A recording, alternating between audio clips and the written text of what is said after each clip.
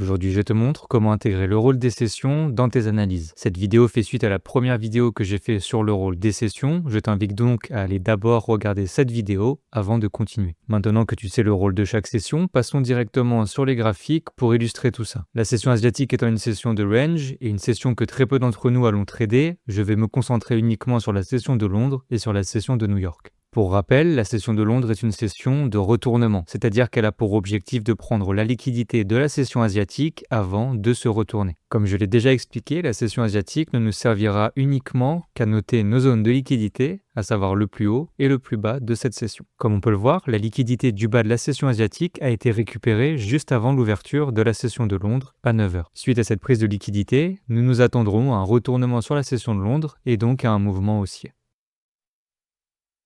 Suite à ce mouvement haussier sur la session de Londres, le prix est venu retracer juste avant l'ouverture de la session de New York à 14h. Cela nous offre deux possibilités, soit une continuation de tendance haussière de la session de Londres, soit un retournement de tendance pour aller chercher plus bas. Et comme on peut le voir, la session de New York a servi de continuation de tendance de la session de Londres en continuant une tendance haussière. Voyons tout de suite un deuxième exemple graphique. Je vais dans un premier temps, comme d'habitude, noter le haut et le bas de ma session asiatique avant l'ouverture de ma session de Londres.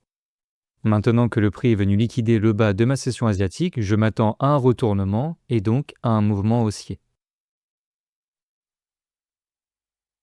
À la suite de ce retournement, la session de New York m'offre toujours deux possibilités, soit une continuation de tendance de la session de Londres, soit un retournement de tendance pour aller chercher des niveaux plus bas.